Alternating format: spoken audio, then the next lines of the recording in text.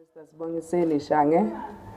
the chairperson of SANTACO in Gauteng, Mr. Midday Mali, the secretary of SANTACO in Gauteng, Mr. Graham Fritz, the secretary of the South African Meter Taxi and E-Hailing Association, Mr. Eugene Wejana, business partners of SANTACO present here, members of the media, fellow South Africans who are watching us from elsewhere, please do receive our humble greetings. Good morning. I am Machikidi Rebecca Pala.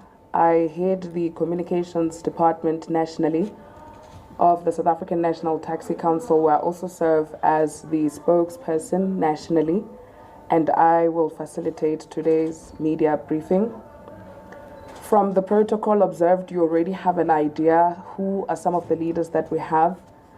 Nonetheless, I will still introduce them individually for your ease of reference. I'll start on the extreme right for me, which would be the extreme left for those of you who are watching me. The gentleman with a white shirt and a purple highlight is Mr. Sibongiseni Shange. He is the National Deputy Chairperson of the South African Meter Taxi and E-Hailing Association, shortened for SAMTIA, which is an affiliate of the South African National Taxi Council, SANTACO.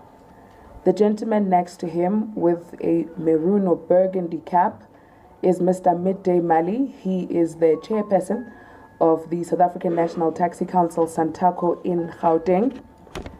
And then the gentleman with the black shirt is the National Public Relations Officer of SANTACO, Mr. Mandla Hermanes. The gentleman sitting in the middle with a suit is the first citizen of the taxi industry, the president of SANTACO, Mr. Mutlabani Abnatsebe. I believe you now know who we have in our midst. I've already also given credit to some of the leadership we have in the room, inclusive of both secretaries of SAMTIA and SANTACO in Gauteng, and some of our business partners, inclusive of the partner that trains the taxi industry, the Transport Education Training Authority, also known as TITA. The head of SANTACO's road safety campaign of Klokomela, Mr. Bafana Makakula, is also with us. Some of you may have already seen him. For purposes of this briefing, you colleagues will interface with myself and the leaders that are sitting in front of you. And without any further ado, we've been interfacing with yourselves and members of the South African public on a number of platforms after the South African taxi industry came into the news following some of the developments that have happened in Maponya Mall, but also some of the reports that have been circulated on social media.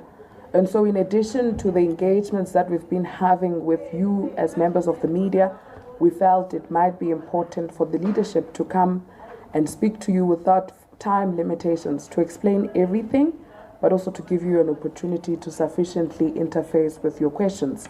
Those that are watching online, I believe we've got people watching on the official SANTACO YouTube page. You're more than welcome to send through your questions there. Especially for members of the media, we will take all the questions when it's time for questions. Now, to get us started, I'm going to ask the chairperson of SANTACO in Gauteng, Mr. Midday Mali, to come give us an address from the perspective of the province at a time when we all know the incident of what happened at Maponya is an incident that happened in the province of Gauteng. Chairman.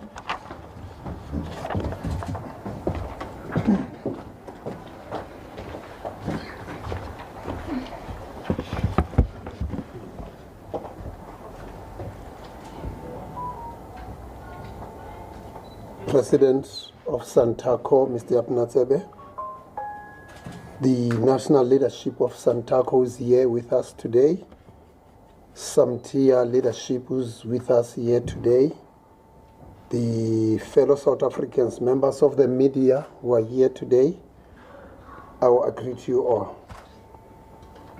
As a chairperson of SANTACO Gauteng, I step before you today under the weight of a painful truth that a horrific and senseless act of violence occurred in our province, in our sector, and under circumstances that demand immediate accountability and reflection. Let me begin by extending, on behalf of SANTACO Gauteng and all its industry affiliates, our deepest condolences to the family and the loved ones of the e-hailing driver whose life was cruelly taken in what can only be described as an indefensible act. That someone was brutally murdered in a vehicle in our community is something that should haunt all of us who claim to serve in the name of the public transport. We cannot and will not defend this. We cannot hide behind slogans, uniforms, and silence. There is no place in our province or in our industry for anyone who uses SANTACO or the taxi industry for more broadly as a cover for criminality and the terror. We are aware that this happened in Soweto, a place that gave birth to some of our greatest expressions of our people's resilience and hope. And yet today, the name Aponya Mall is being spoken not for economic progress, but for the tragedy that has left an entire sector discredited and under a cloud. I say to the people of Soweto and to all commuters and transport stakeholders in Gauteng, we hear your anger. We share your pain, and we commit to decisively take an action. SANTACO Gauteng is working closely with the law enforcement and our internal structures to assist where possible in investigations and ensure that those responsible are brought to book.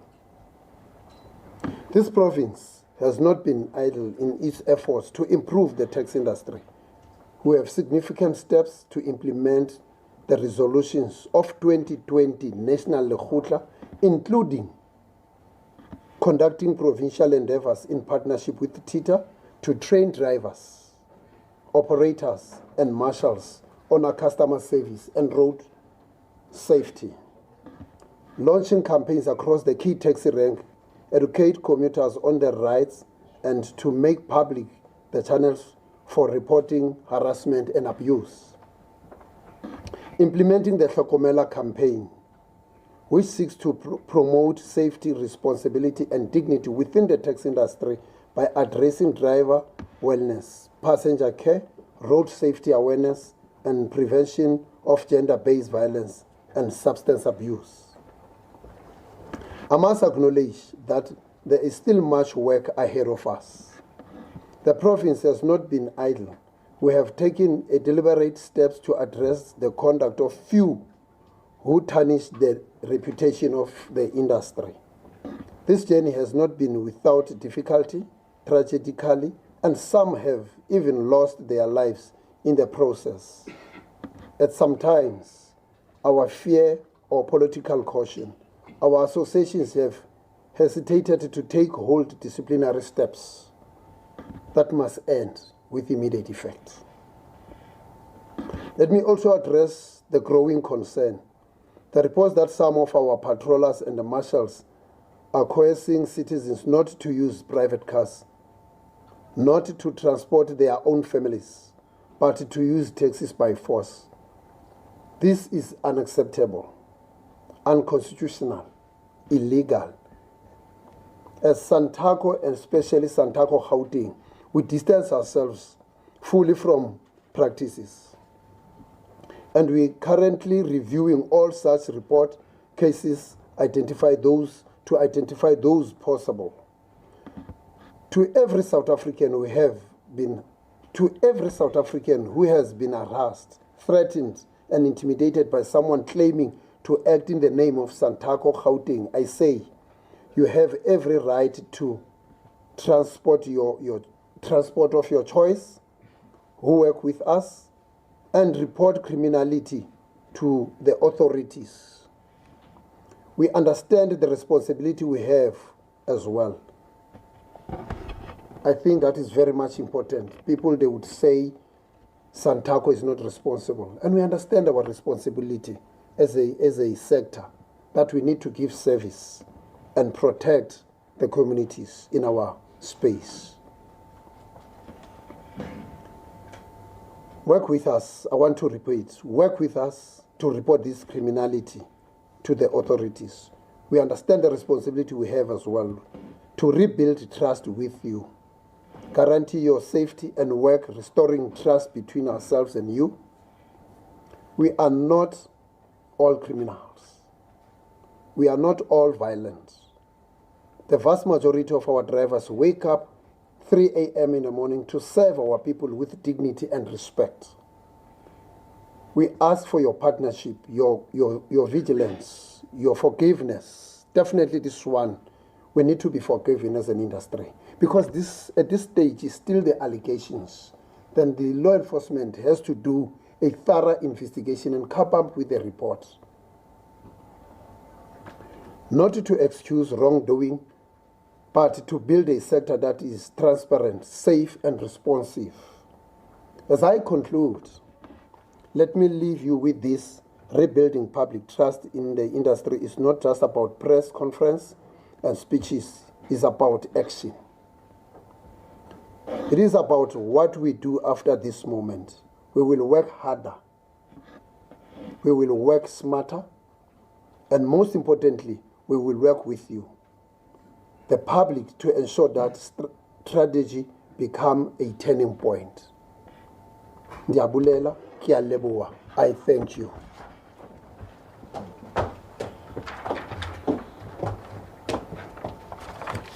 Thank you to the chairperson of SANTACO in Gauteng, Mr. Midday Mali. We're going to now hear from the affiliate structure of SANTACO, which boasts a membership of e-hailing and meter taxi operators, the South African Meter Taxi and E-Hailing Association, SAMTIA in short, which will be represented by the National Deputy Chairperson, Mr. Sibongiseni Shine.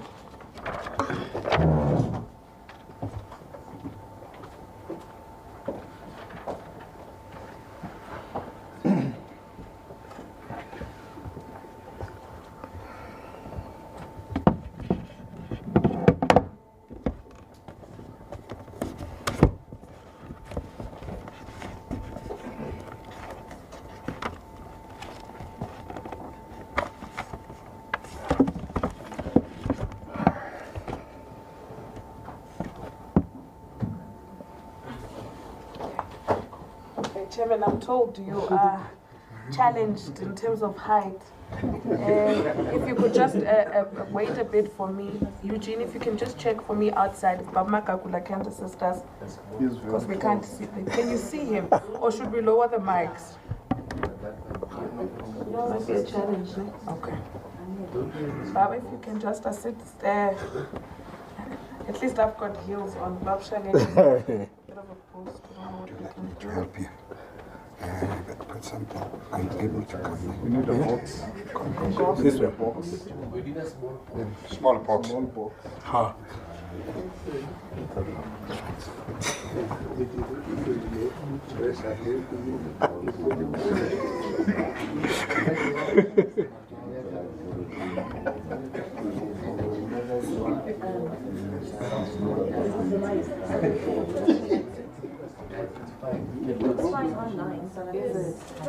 It's fine.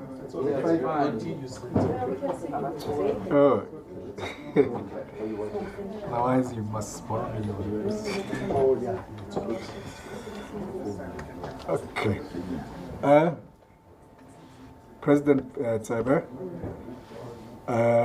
my PRO national, Mr. Hermanes, SANTACO chairperson in Gauteng, Mr. Mali, distinguished guests, members of the media, colleagues in transport, and my fellow South Africans, good morning, Sanbonani. It is both a privilege and a moment of deep responsibility to address you today on behalf of SAMTIA, which is South African Meter Taxi and E-Hailing Association, a proud, committed affiliate of SANTACO. In my days before we joined SANTACO, that was 4 years ago, we had a different perception about SANTACO. That's why we understand the perception out there from the communities about SANTACO. But when we got closer to SANTACO, we learned that it's a school of transportation, it's a school of the taxi industry, whereby we were transformed and we were formalized. That's why we have South African Meter Taxi and E-Hailing Association. South African Meter Taxi E-Hailing Association is doing some responsibilities in terms of transforming the industry. In a sense that after we have learned about the recorded resolutions, we have taken upon ourselves to make sure that we transform ourselves by partnering with relevant stakeholders. Another stakeholder I can mention today is a stakeholder that is with us today, which is TITA. Through TITA, we were able to train about 10 entities and formalize them and make them a business, and they comply. Those entities, as we speak today, they are running businesses based on a formula, based on systems, and they are different to the normal drivers.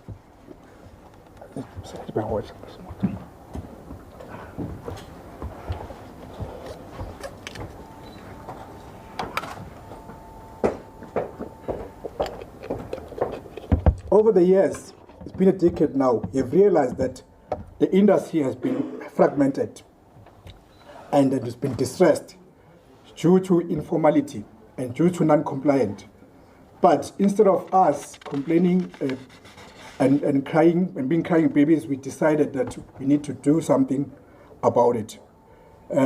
Through the partnership, we are able to access other stakeholders in the industry to help us in terms of systems like fleet management system that is assisting us to identify and also to have a record of the people inside the vehicle, and also with cameras. So through those systems, we are able to run the business profitably. But I should say, it is a very challenging moment whereby now the industry is saturated in a way that the app companies, especially the the overseas companies, are not actually taking accountability in as far as looking at supply and demand. So even though we have trained those 100 entities, we still have a challenge in as far as the resources are concerned. This is a global challenge in as far as these app companies are concerned. But from there, we have extended our footprint to other provinces. We have 7 formal provinces that are part of us now, namely Northwest, KZN, Free State, and Mpumalanga.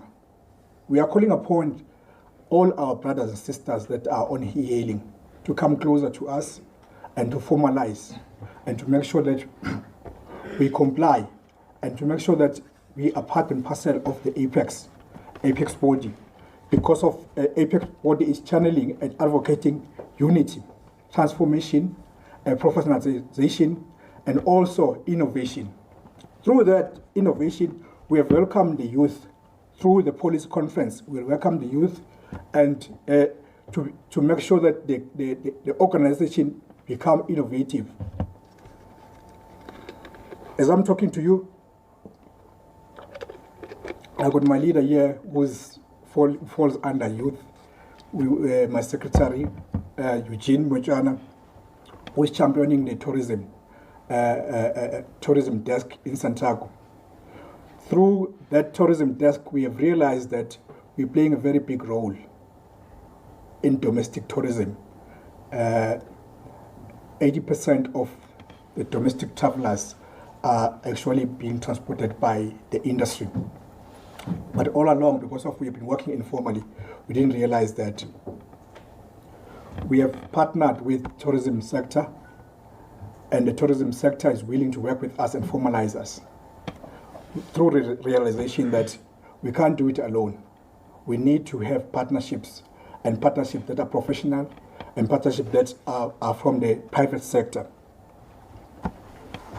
We also partners with high-level education. Why high-level education? We're transporting students on daily basis.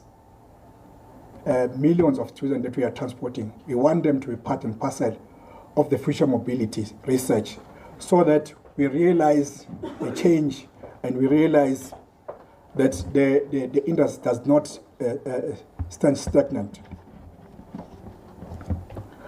We also have partnered with security companies, a security company that has been there for the longest time in terms of using the digital system from their end. You would know that we do have patrollers that are seen to be harassing the community. We want to change that around. We want the patrollers to look after the community through using systems in terms of response through crime or response through anything that's got to do with that is affecting our commuters at the rank at any given time through using the system. You will know that on e-hailing, we had many killings, we had many human trafficking, and we had many kidnappings, whereby we were depending on e-hailing companies to give us a SOS button to respond to such crimes.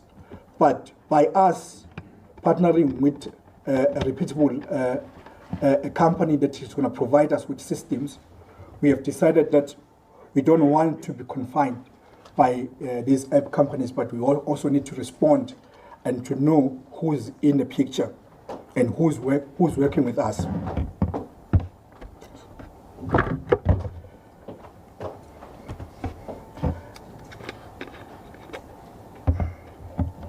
Through that partnership, we have established that we need to have systems like what you call a digital impempe that we're going to be launching anytime soon. Digital impempe is a digital system that will work on your phone, whereby you can, when in a space where you feel threatened, you can be able to press that button and communicate with anyone at any given time. As an operator, will communicate with operators around you, will also communicate with patrollers as well. I'm indicating this to you because through the whole week we have been talking about compliance, we have been talking about regulations, but we need to respond with what are we doing, Tina, to respond to the crisis that has been happening. SANTACO is not just sitting, and it's not just sitting complaining, but it's actually working behind the curtain in order to see ourselves transforming, to see ourselves being able to respond to the challenges of the industry. I thank you.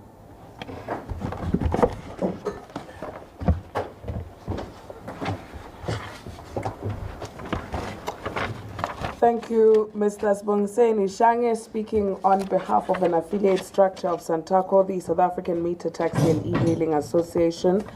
We will now, ladies and gentlemen, get an address by the President of SANTACO, Mr. Motlhabane Abnatsebe. President.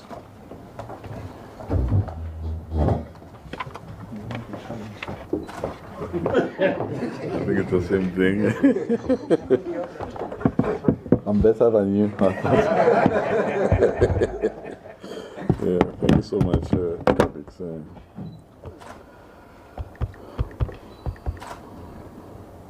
Thank you very much for this opportunity.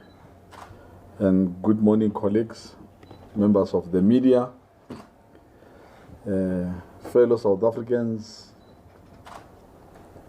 partners, our partners, SANTACO partners, and the leadership of SANTACO here with us, office manager and the SANTACO spokesperson. I know it's a very sad this week. In fact, I was on leave. I had to come back because there's a crisis. The house is burning.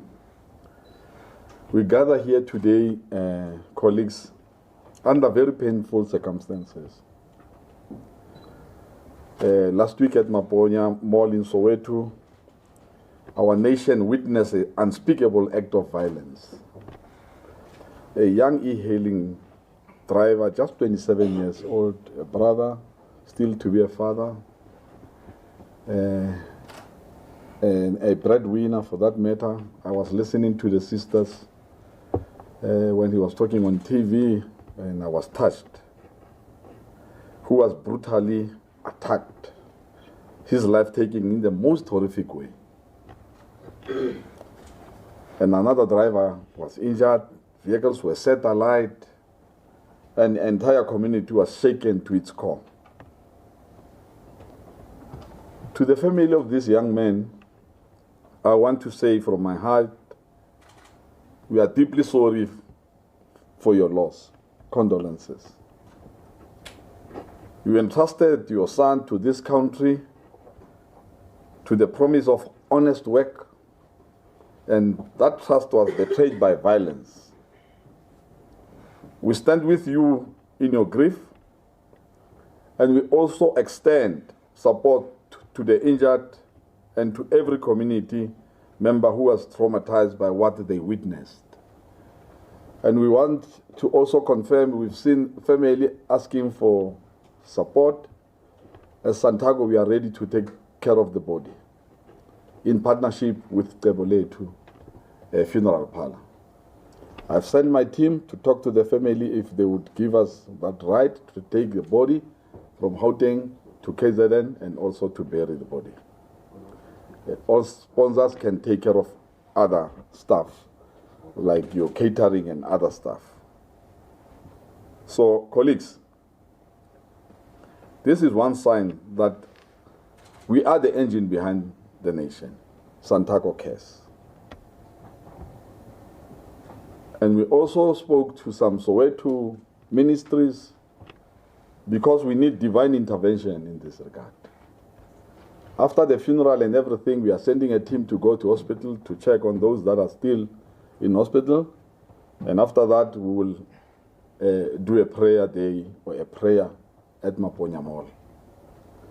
And we've got support of the bishops and the ministries. I was talking to them this morning, and they're waiting for us. We still have to go and consult with the Maponya management to make sure that happens somewhere in September, because August is already gone. This strategy is not just a transport story, it is a human story. It is about life cut short. It is about families left broken. It is about communities that no longer feel safe in South Africa. As SANTACO, we cannot remain silent. We condemn this violence in the strongest possible terms. It is inhuman, it is criminal, and it is unacceptable. We are saying zero tolerance for violence, as much as we've said GBV, but we cannot be coming with another direction of a pandemic that is troubling our nation for the whole of this week. Let me be absolutely clear today, colleagues, members of the media, that SANTACO has a zero tolerance policy for violence.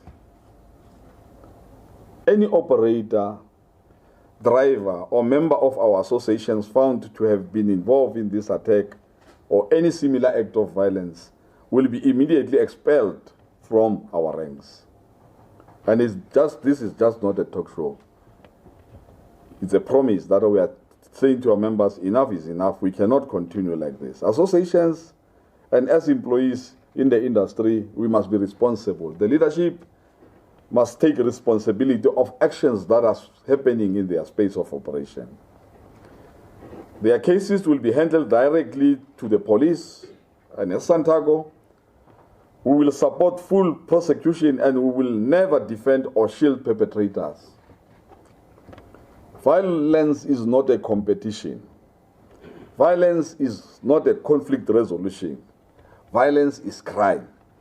And crime has no place in the taxi industry or anywhere in our South African community. Even during my inauguration as the president of this organization, we know that the perception from long time ago, taxi operators in terms of the violence, the so-called violence of killing, I said to them, this is not violence, it's criminal. It's criminality at its best, and we must assure our South African communities that,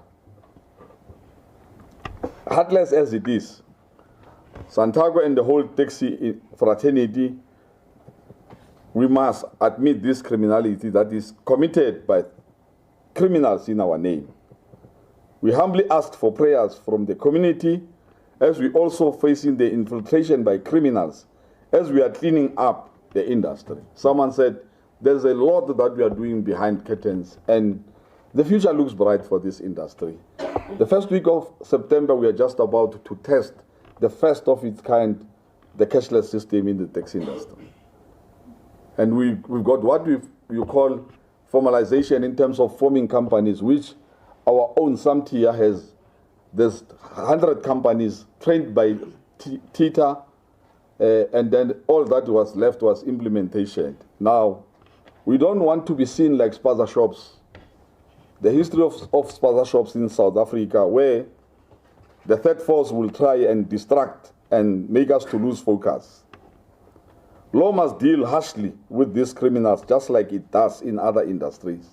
Like we have bogus doctors, false pastors, fake police and lawyers, and scammers in financial service. We also have criminals in the taxi industry who are terrorizing the community, and we say they must be dealt with.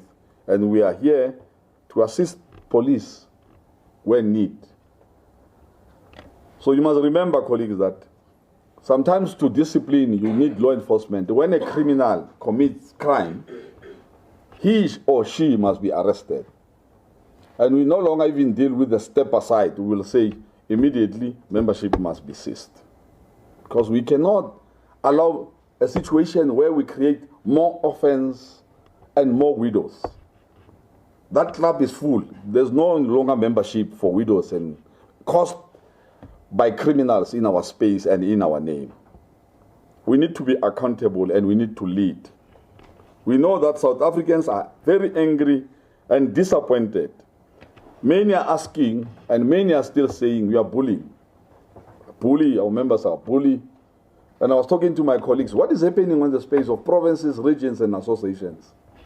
Why this bully always comes up? What is happening? And you've got these people that when fired by the taxi industry, they come up with their own association to discredit us and do things that obviously will discredit us as SANTACO. So, if SANTACO is the recognized leader of the taxi industry, why does this keep on happening? That's my question to my own members. I said, this must stop, and it must stop now. And Soweto, I think that's where things start and stop. We will stop it in Soweto. We don't even want it to go and mushroom to other, because we've got challenges in airports, malls, you know, and all these areas. And now we cannot even talk about, someone might ask, you're talking about tourism, doing things like this. Because I asked myself, was that necessary? Because I was watching at the clip. And I said, can't be in my leadership. This is a fair and important question that we ask ourselves. Why does this keep happening? As the apex body of the taxi industry recognized, and we started with SANTACO was formed somewhere in 2001, 20 years in existence, constitution not amended, policies, we've started policies this year. One of the things that we are doing is to make sure that we become a recognized structure to represent the entire taxi industry in South Africa. We are also into scholar transport. We've seen a letter from one of the associations threatening even the students. And I'm asking one person who says, SANTACO says there must only be only the drive in a private car. Most I'm a man, I've got a family, I've got kids. If I say that, how am I going to do with my own kids? So it means me now as a president, because this morning I took my kids to school, this morning. So it means I must, so it's me saying other people must not do it. It's highly impossible. It needs common sense. But we cannot do that because we are also part of the community. We are not from another planet, coming and dictating terms to other people not to live. We cannot change the scenario of South Africans to have a free choice in terms of choosing a mode of transport. We need to compete free and fairly so. That's our mission. The taxi industry has been doing it for quite some time. So I'm wondering, where does this demon come from? When you take a taxi and going to a funeral, you're from Pretoria to Soweto. You can't even be able to come into Soweto, being a taxi. So it is highly impossible. And we are working on these things because it troubles us as leadership to say, this can't keep on happening, and people on our behalf saying things that the communities are looking at us as if, no, something is wrong in our heads. We know exactly that we are South Africans, we are black South Africans, and we are in business. As much as, sometimes I was saying, regulations, fine, regulations, the ministry or the MEC or operating license, but if that is a challenge, why not bring it up so that we can be able to address, not go and kill and ban. How do you solve a problem whereas you create another problem? And we are saying dearly to our members, you stop this. It has to stop. And it has to stop now. And someone might ask, we've got so many, we've been engaging. We even engaged the Ministry of Police to say, now it's enough, people must be arrested, so that we can show that we are very serious on this. As the apex body, there was a recognition through the 2020 National Tax Quota. There were a number of issues raised, the subsidization, professionalization, formalization, and so on and so on. We cannot pretend that incidents of violence have nothing to do with us. And we are saying, at the Lakota resolution, that's why you see the SANTACO here. You've got your cross borders, a lot of challenges. And if we can talk about these challenges, we can, but we cannot always react on violence when we want to solve issues. And sometimes these things, they just go out of hand. Anyone can say anything, and it will go very bad. And it's very bad for us to be here today and talking about what happened, because we cannot, there's no excuse about it. We cannot pretend that violence have nothing to do with us. But when the public sees violence in the taxi space, they see the entire industry, and by extension, SANTACO. And I've mentioned churches, the banking sector. You've got most fake lawyers, but that does not mean if you've got a fake past, we must no longer go to church. It can be. So this is one of the examples. And I was saying to Pastor this morning that Lucifer was one of God's favorite disciple, Lucifer. But he became devil. And someone said, but God, because he's a forgiving God, why he did not forgive Lucifer?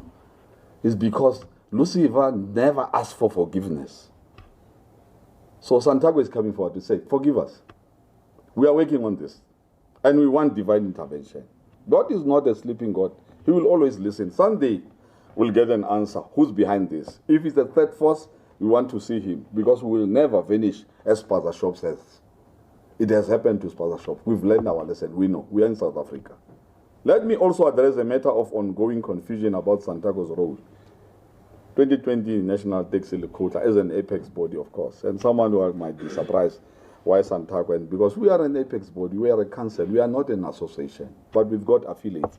We, SANTACO, we are also affiliates to the Black Business Council. So we've got, in terms of escalation, we are able to go further if things don't go well in terms of business engagement. So there's no need for us to fight and kill and ban. There's no need. And we are saying to our members and leadership and to the police, affected areas and associations must account to these feelings. We cannot always be coming and talking and blaming, pointing fingers and think nothing is happening. Someone has died. And someone will die tomorrow. So we have to address this.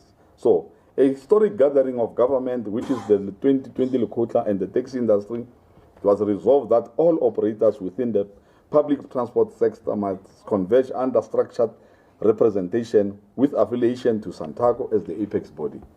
This was not a unilateral declaration.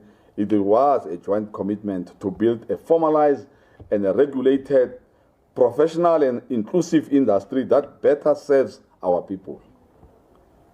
Fellow South Africans, the community of South Africa and the taxi operators, we embrace this responsibility, but we cannot do it alone.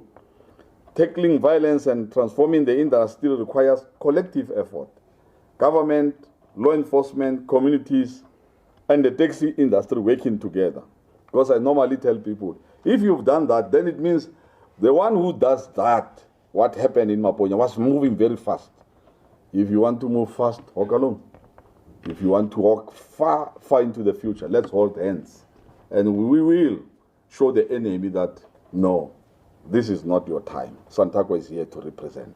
So, we are saying, only through this partnership can we rebuild public trust and deliver the safe, reliable, and dignified transport system that South Africans deserve. It's only in the taxi industry, because there are good things that we are doing. If someone in the rank from Polokwane wants to come to Pretoria, and someone, they marked him and have taken the money, you know they always come to the taxis. We do give some free rides for those that are in need at that time. Yeah, most of the people, you can go, you cannot get into Gautrain for free, even if you lost money. So, I mean, I don't know, these people, our members, they are afraid to compete. We are strong, we know that we've got our weaknesses, but also we've got our strong. Our SWOT analysis is clear. We do have the strong, we've got the weaknesses, and we've got opportunities. And of course, we've got the threats. And this is the threat that we are creating on our own, self-hatred, to kill and not protect our communities. That can happen. That is why today I want to say clearly, we take full responsibility for ensuring that violence is rooted out of this industry. We have made progress over the years, but clearly the fight is not over. This tragedy is a call to intensify our work. We will not rest until discipline, safety, and professionalism are the standard across our industry. Transformation agenda at the 2020 Lekgotla resolution, followed by our inaugural 2024 policy conference, we adopted a comprehensive transformation agenda built on key pillars, that is formalization and regulation of the taxi industry, economic empowerment and broad-based ownership, professionalization and improved customer service, technology and innovation, and establishment of a regular strengthened labor relations, sustainable funding models, and inclusivity. The inclusivity program, I think, is coming closer. I think by the 1st of October, Transport Month, we'll be doing a program in a route between Pretoria and Johannesburg, I think, after the test for, or after the launch of the cashless system. So there's a lot that SANTACO is doing. So we are in partnership with the Transport Education and Training Authority. I've been to Singapore. I've seen how taxis operate. You know, in Singapore, a professional taxi driver starts with the class before he becomes a driver. So SANTACO, we've created what you call a SANTACO recruitment agents, fully registered. We are just waiting for funding. Now, we need to clean it up, because once we clean it up, we cannot be harsh because we don't. Hence, I'm saying, if you want to work fast, walk alone. So we are sure, exactly, we've got a plan, like government is having plans. We've got your 20, we've got your short term and long term. You know, it's not about me becoming a president and tomorrow I'm no longer the president, they start afresh. So we need progress in terms of succession plan. Whoever takes over must follow up and do exactly the process of making sure that we've got professional drivers, because taxi drivers must be professionals. Because in some instances, this thing, we lost it somewhere, we dropped the ball, and we must agree that now we need to start picking up the pieces and making sure that TITA becomes, TITA is here with us. I think they are part of us.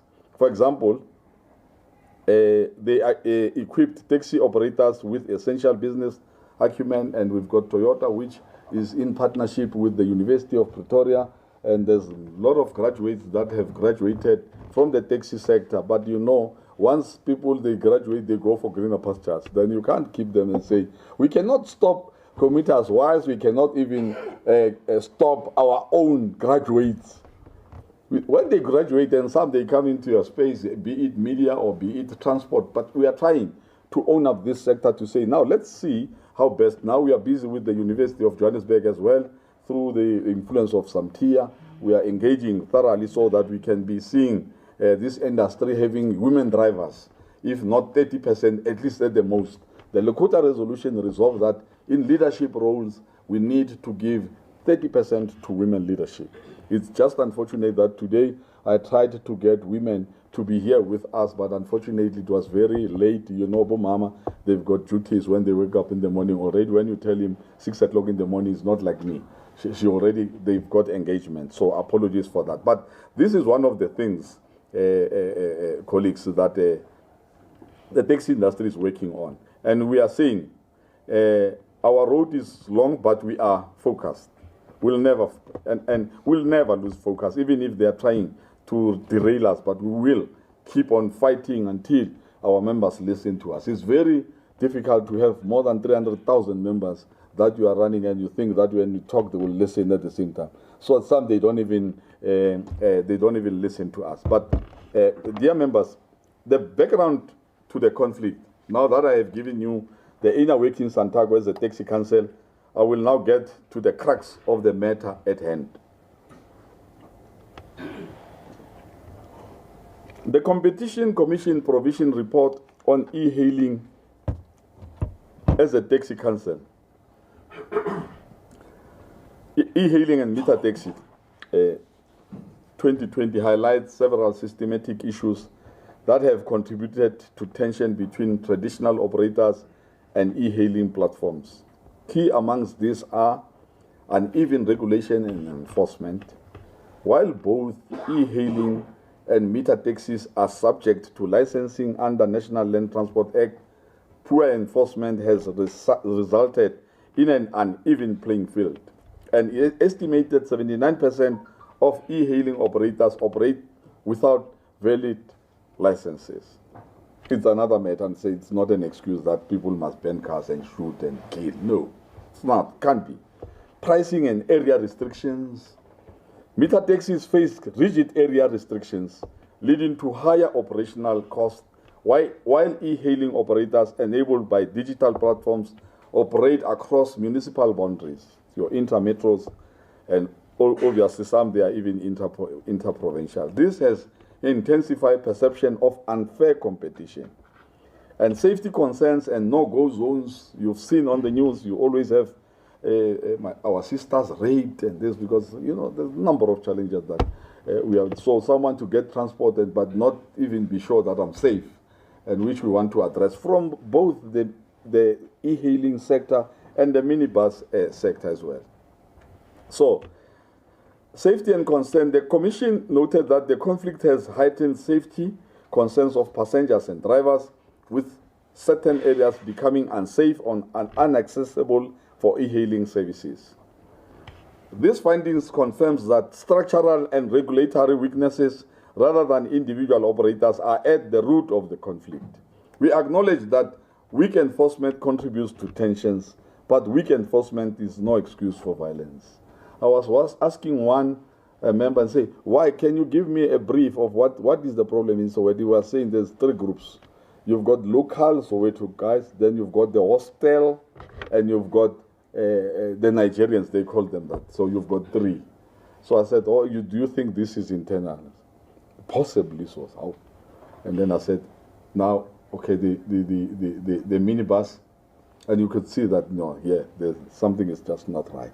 They themselves now, they've got their own issues. And you might find that internally, so that thing that you call manpower, you go and pick at this one to come and assist you to fight this one. So this is something that we need to address, and address very harshly, because we don't want this kind of behavior in our space. And someone, when I was coming here, I think it was Power FM, they were talking about the statements that are coming out and so on. But there's a number of media perception, especially when it comes to tech, because where we come from, of course, we are dirty. That we are dirty, and we are cleaning it up, and we are almost certain percentage done now. We are moving, and even if someone cannot see us, but we are moving. This findings confirm that we need structural and regulatory weaknesses are there rather than individual operators are at the root of the conflict. You've got 100 companies registered. We need to follow that up. We acknowledge that weak enforcement contributes to tensions, but weak enforcement is no excuse for violence. And you know, you go to Mamelodi, you go to Tembisa, you go to Vosloorus, you go to KZN in Nakwamashu, you've got what you call a mapela. And at some stage, you've got in Olivenwood Bosch, you've got these mapelas, and some of the quantums, that 7-seaters, belonging to an association, a local association in that area. You get into other space, which, you know, someone was showing me the finding of the movement in Bara, just the movement. It's equals to OR Tambo and Cape Town, what do you call the airport in Cape Town, combined, the movement in Bara. So it can tell you that Soweto is big. We have to make sure that this thing, we don't lose it to get out of Soweto, because else we might have trouble. So that's why I'm here, and then also taking this into cognizance that there's no excuse about what happens. Tensions in the industry, but not excuse for violence. We must also be honest.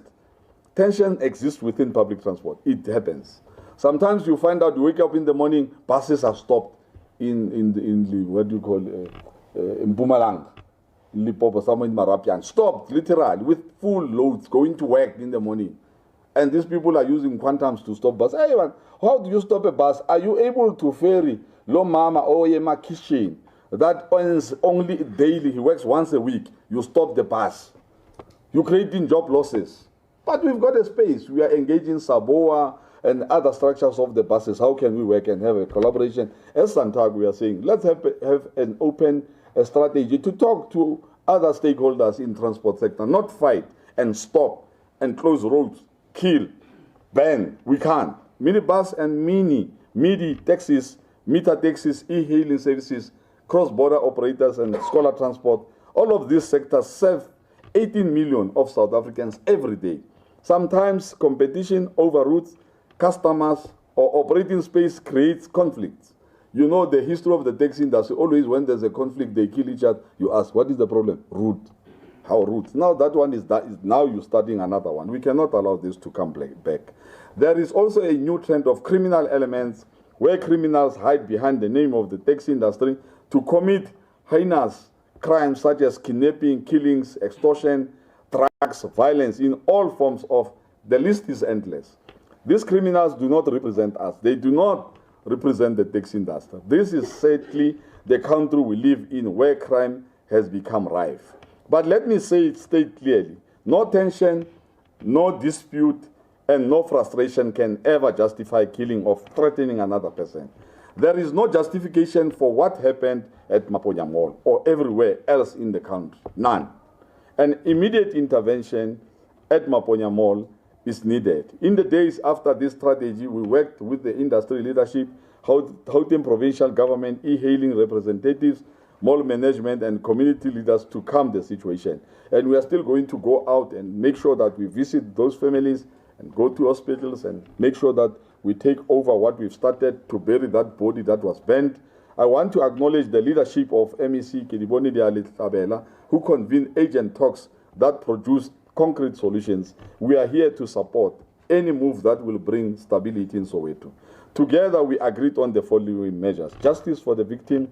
Police have committed to prioritizing this case, using available CCTV footage and community information to track down and arrest those responsible. Justice must be swift. Shared access. All transport operators, taxis, e-hailing and meter taxis will have equal access to operate inside the Maponya Mall transport facility. There will be no go zones. Security at the mall will be strengthened with visible policing and coordination between SAPS, JMPD, and private security so that shoppers, drivers, and passengers feel safe. And licensing help desk, we will urge the province to have a temporary government office to be set up near the mall to fast-track licenses, operating permits, and registrations for both taxis and e-hailing operators. This will help end the accusation of illegal operators that fuel conflict. Zero intimidation. All parties agreed that no operator or passenger will be intimidated, threatened or harassed. Any such incident will trigger immediate law enforcement action. Leadership, members of the media, personally, I'm going to visit Maponya Transport Hub with provincial leaders to speak directly to drivers and commuters. We explained these commitments and called for calm. Since then, the mall, I think, has reopened, and for now, peace has been restored. But we know peace must be built on more than promises. It must be built on trust and enforcement. Long-term solution across the sector. This incident is part of a bigger picture. That is why SANTACO is intensifying its work across all transport modes, mini, bus, and midi buses. We are tightening our codes of conduct, expanding training programs, and disciplinary and members who breaks the law. The e-hailing. We are engaging directly with the e-hailing platforms and associations to ensure drivers can operate safely. We support updated regulations for e-hailing so that everyone compete on a fair and legal basis. And we are also dealing with the strategic alignment of these sectors. The meter taxis and the e-hailing is one and the same thing. I've learned the lesson of that. I did not know e-hailing. Meter taxi stroke e-hailing. We are facilitating cooperation between meter taxi operators and other modes, especially at malls, airports, and hotels where competition is sharpest. Cross-border, we are coordinating with cross-border operators to reduce disputes and ensure compliance with cross-border transport rules. On this one, I also had a challenge. I said with the cross-border operators, the route, the corridor to Zimbabwe, it's got more than 400 buses, big buses.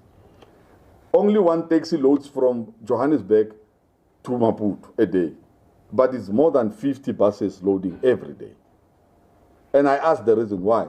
A bus from here to Zimbabwe is 250 rand per person. It's not even the price of a taxi from Johannesburg to Limpopo. So they want and said, no, let's engage. So we're engaging on this one. So this is one of the examples that our affiliates, when they come forward, we will engage. You tell us where to engage, we'll go directly. Not go and bend bridges, and when we come here, there's communities are not safe, the South Africans are not safe at all. And the scholar transport as well. We are working with schools, parents, and government to ensure children's safety. Vehicles must be roadworthy, drivers trained, and violence kept far away from our children's journey. I think this letter from this one, I condemn the KZN letter. Say no, you can't get into that space. Now you want to go and kill the future again now. You've already killed another future. 27 years, a father, a brother, a breadwinner. Now you're going to schools. No, we cannot allow. Even if there is something is going wrong, let's say for an argument's sake, something is going wrong, we are saying no, we don't touch the schools. We'll engage with the schools. We'll give instructions to our provinces, to our regions, to our associations, because most of members who are providing scholar transport are taxi operators. So we don't want to take this violence to schools, please. We must be loud and clear on that one. And we know that vehicles must be roadworthy. We've seen the last one, the bus in Mpumalanga, and the one in Western Gauteng where kids were banned in a scholar. Yeah, it is a scholar transport.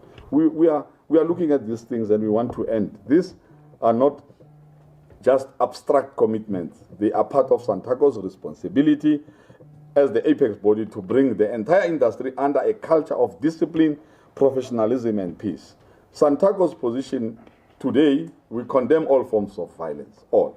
Disputes over market share, licensing, or pricing cannot and must not be resolved through intimidation or killings or banning. Our priority is to protect passengers, drivers, and the broader industry. We call on government and all stakeholders to engage, implement the Competition Commission's recommendation, including the removal of rigid area restrictions, except in exceptional cases such as airports, the expedited processing of operating license to eliminate backlogs and reduce illegal operations, the creation of a specialized subs unit to deal with public transport-related violence and safety enforcement. To the public and our commuters, I want to speak directly to 16 million plus of South Africans who use our services every day. You have the right to choose how you travel, whether by private car, e-hailing, meter taxi, bus or train, or the taxi, you've got a choice. Only the thing that you must do is to make sure that you are safe. And we are saying to our operators, let's guarantee our users to make sure that safety is our concern. So colleagues and members of the media, the choice must always be respected. No commuter should ever be told what service to use or be punished for their choice. Your safety is our priority. Just now the chairperson showed me a vehicle stopped with a pregnant woman in it. It was stopped. I think the woman was just terrified, then he gave birth. It can't be. Now we are pushing now even pregnancy to give birth before even a birth. No. I don't know who's this guy. I'm asking myself, I know this is a demon. We can't believe. Now I'm talking about now. He was showing me the clip. Because now they are taking advantage of the social media platforms that are saying, hey, taxi, everybody can come and be a criminal in our name. It can't be. That's why we're coming open and saying, no, not in our name. It can't be. No commuter should ever be told what service to use or be punished for their choice. Your safety is our priority. That woman, we ask ourselves, whose woman is that? Because it might be a wife to someone, or maybe even to one of us here. We cannot allow that situation. Many of us South Africans are where we are, having started with the taxi journey. This country is where it is started with the taxi industry. Our freedom, we achieve freedom using taxis to cross, for some to go to exile, using taxis. We cannot turn and become enemies to our own country. That is a history that can never be erased. It is a history that should not be distorted. We also know that incidents like this make many of you fear taxis. It's a fact. I understand that fear. I myself was once a commuter, a taxi driver, and today, taxi owner and also the president of this big organization. But I want to assure you, the vast majority of taxi operators, 200,000 strong, and drivers, approximately 300,000 strong, are decent, hardworking people who simply want to provide for their families by transporting 16 million strong safely to your destination, which sometimes, I'll give you an example, the route between Johannesburg, I know you know that conflict between the big bosses of the taxi industry, between the Johannesburg route and Pretoria. We stopped it as SANTACO because drivers were shot every day, 2, 3. That's why do you kill drivers, can? Because these people are here just to work. And then you start a fight, you go and hide in suburbs. And the poor drivers must be compromised. We said no. And that violence, you can go and ask, you can go to MTN Taxi Rank and ask, they will tell you. We were able to address another one in Cape Town. It's not that we are doing nothing. That Maponya one will be addressed, I can promise you now. We will come back and tell you exactly. To every South African who has ever been harassed, intimidated or wronged by someone acting in the name of the taxi industry, I say, we are very much sorry. We are sorry. We are not perfect, but we are committed to doing better and rectify what we've started. We plead with you, do not give up on the taxi industry, despite its flaws. It remains the backbone of mobility for millions. Work with us and we reform and we rebuild. To our members, finally, to my fellow operators, drivers and employees, this is a turning point. We have fought for decades to build recognition and respect for the taxi industry. We cannot throw that away through acts of lawlessness. If you choose violence, you choose to leave the industry. Choose to leave the industry. There's no more space for the violence. If you choose intimidation, you must choose to leave the industry. There will be no protection, no excuse. But if you choose professionalism, respect, and peaceful services, then you are part of building a stronger future for our industry and for South Africa. In conclusion, this young man's life should not have been lost. His death must not be in vain. Let it mark the line where we, as an industry, say, never again. We honor him and we honor every commuter who depends on us by choosing peace, by enforcing discipline, and by working together across all modes of transport. There is important work already underway in our industry, work that is meaningful, impactful, and transformative. Even if it does not always make the headlines, let this strategy be the turning point where we convert pain into progress and where the taxi industry demonstrates that it can be safe, professional, and respected. I urge all members of the media, let's report responsibly, because this is very sensitive. So, do not generalize criminal acts as a taxi industry. We don't own criminals. We own businesses. Criminals are not our industry. Words shape public perception. Whatever we are saying, it shapes the public perception, and public perception shapes peace. If we talk peace, our members of the public will be able to do that. We ask you to help the nation distinguish between criminal elements and the legitimate, law-abiding taxi industry and fellow South Africans that carries millions of South Africans every day. SANTACO is ready to lead this change with government, with our affiliates, the media, private sector, with the communities we serve. We will not rest until public transport in South Africa is safe, fair and free of violence. Thank you.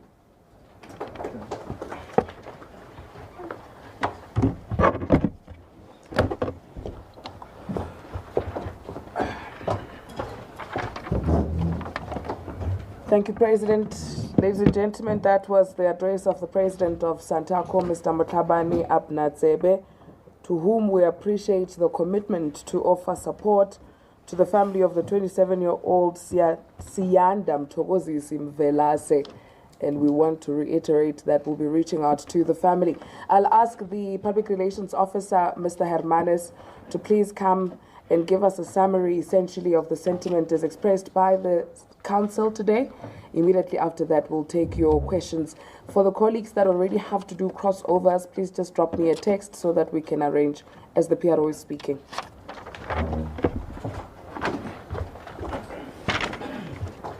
Okay. Thank you, everyone. Thank you, President. I think what is clear from the presentations from SAMTIA, from Gauteng, SANTACO Gauteng, Mr. Mali, and our National President, Mr. Tsebe, is that we want to distance ourselves from the criminal elements that are within the transport space, especially e-hailing, metered taxis, and the minibus taxi industry. And we want the media, the public, to assist us in communicating that message. Secondly, there's a whole lot of work that is happening behind the scenes to try and transform the minibus taxi industry, to professionalize it, and we are hopeful that that transformative process will yield results that will result in a peaceful minibus taxi industry.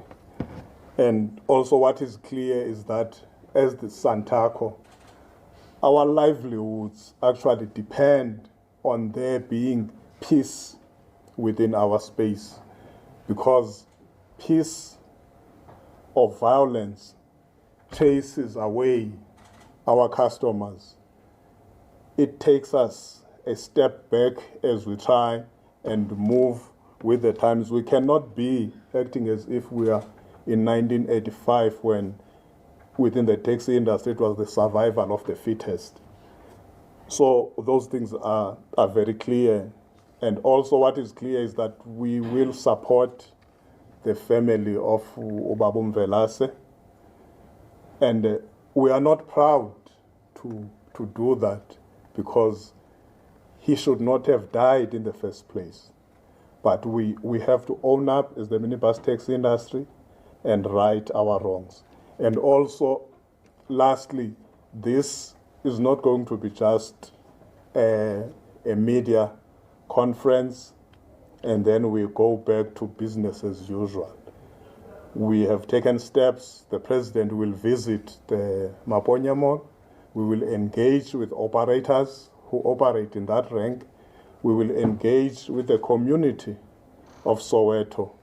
And this message will be cascaded down to all the provinces and all the regions and all the primary associations so that we can deal with these letters that we see via social media that an association in Pietermaritzburg is threatening scholar transport providers or threatening educators saying when you go to school, don't give lifts to school kids. So we want the message to go down to the operator on the ground. So we are going to embark on that. And then also there's a need for greater collaboration between SANTACO and law enforcement and government, because some of these things, they need SEPs to up their game. People cannot kill with impunity because there are no arrests, no consequences.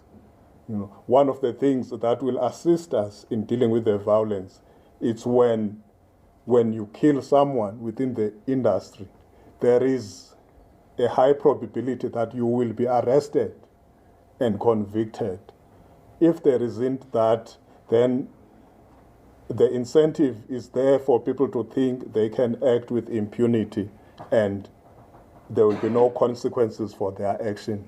And then also from our side, regulations that would allow SANTACO to actually take steps, punitive steps against associations who are caught in criminal activity or members within associations, because sometimes the individuals, the criminal individuals within associations are so fearless that even the association itself just capitulates. They can't do anything to these guys. So something must happen at national level so that SANTACO can stamp their ground and say, this is our responsibility, public transport is our responsibility, and our livelihoods are dependent on it. Thank you.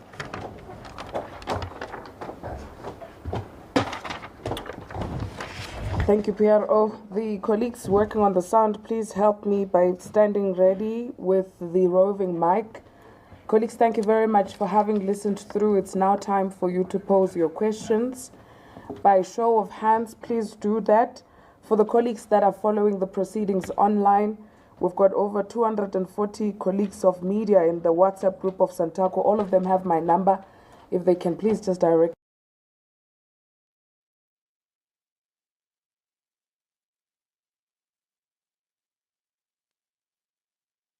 And then I'll take you. That'll be the first round, and then I'll come for another round. You may go ahead, colleagues. Good afternoon to the leadership of SANTACO and everyone in attendance here this afternoon. I'm Criselda Lewis from SABC Television News. Perhaps my question should be directed towards you, President. Given the fact that the violence that was seen in Maponya last week was nothing new,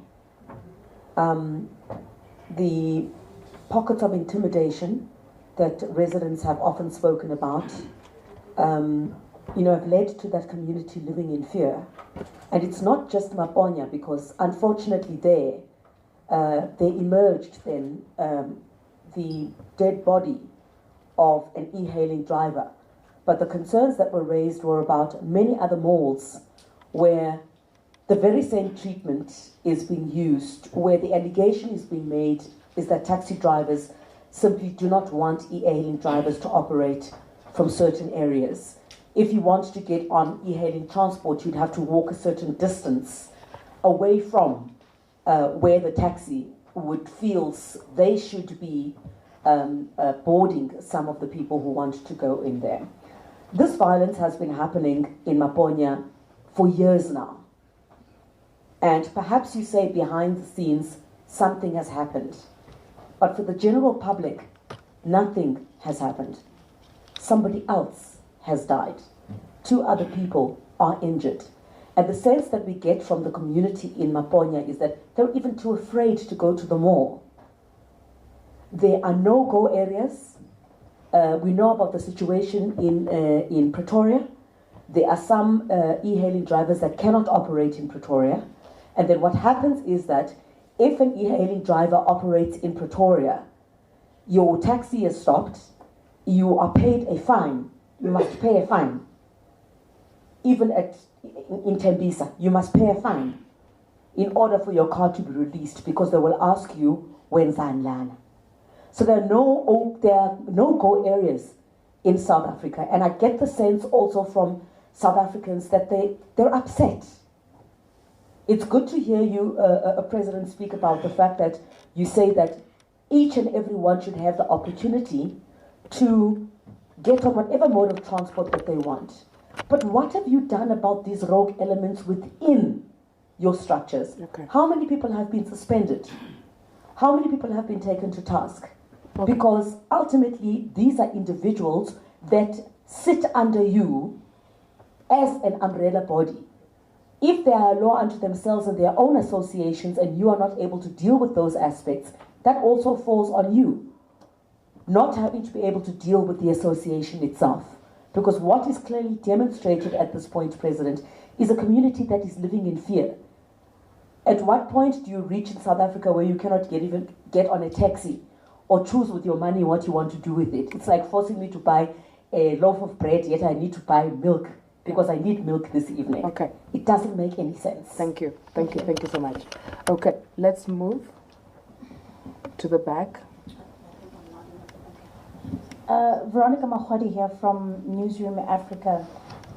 Speaking to my colleague's point, specifically where she says that this harassment and what we've seen playing out at Maponyamo is nothing new. We hear you, President, we hear you, Chairman, speaking about the fact that you want South Africans to take it in confidence, but why should South Africans believe you now that SANTACO is serious about ending the type of violence and the criminality that we've seen happening?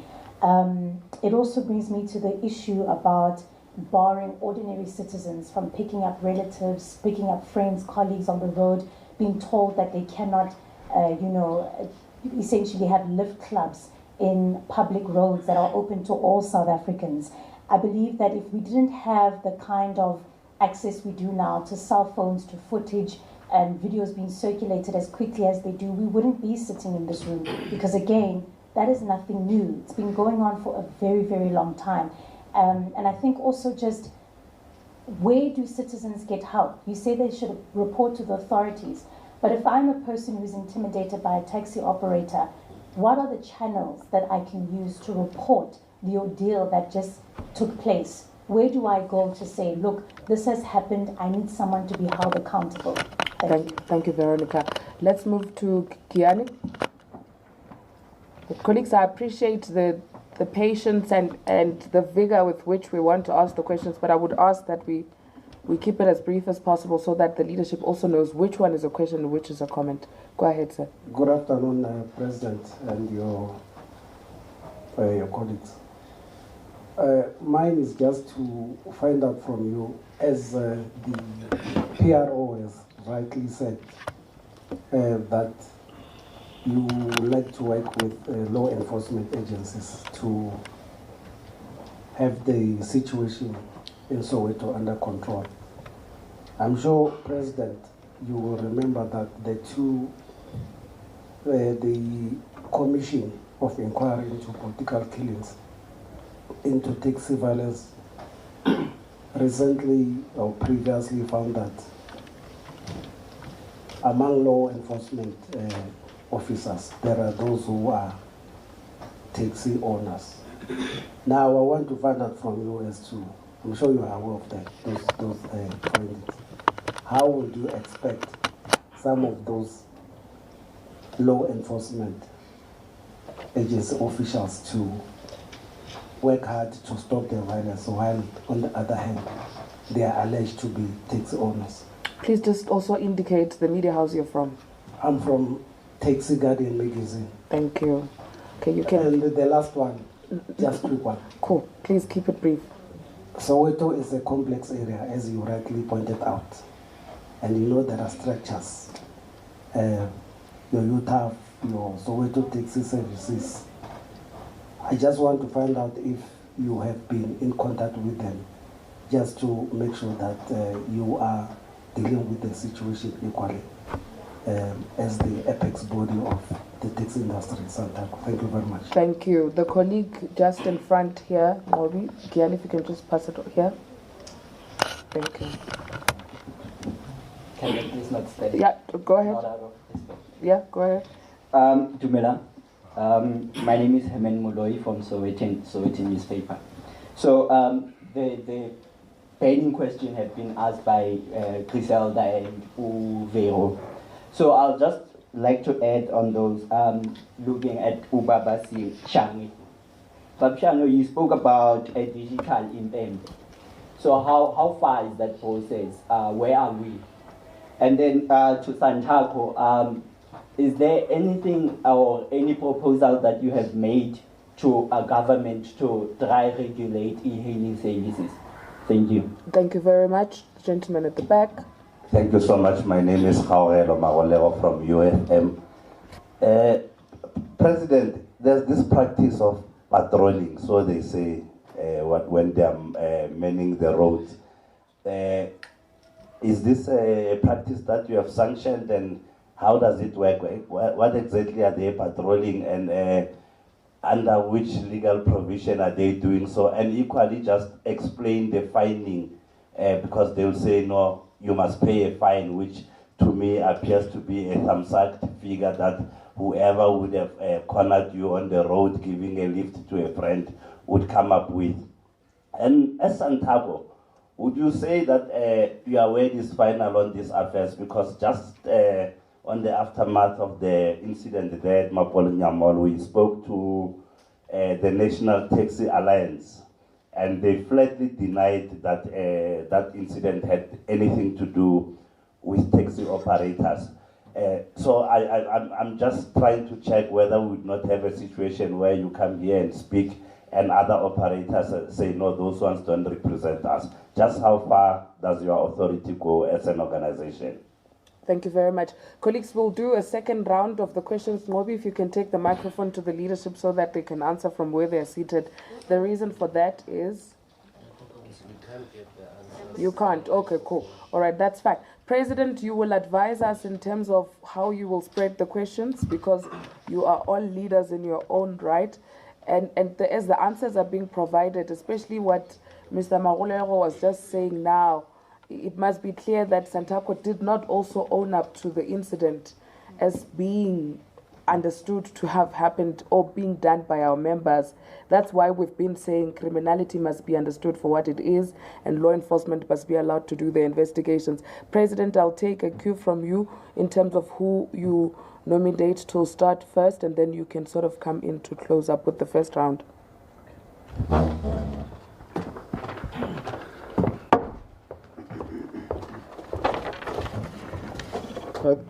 Thank you very much. Let me start with the last one.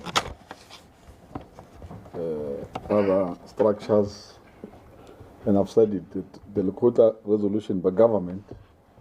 In fact, SANTACO is the body that was formed by government back then, in 2001, when the taxi violence was on top of the agenda every day. And since the establishment of SANTACO in 2001, remember, a term for every office is 4 years. Mine also is 4 years. And the only thing that we've got, we did wrong is in terms of the succession plan and handing over. A new leader will come in and same problems persist. Then 4 years ends, he goes out, the new one comes in. There's no consistency. There's no, taking over. But be it as it may, let's define a council and apex body. Compared to, you've got your Salbo, top 6, what do you call it? Top 6 is in some way to you'd have of today. You've got, and then you've got Santia, you've got Gauteng, and how SANTACO is structured. There's a council, you've got your regional, you've got your provincial, then you've got your national structure.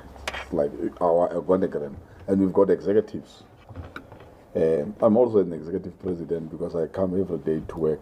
I'm just like I've said now, I was on leave. I had to come back because the house is on fire.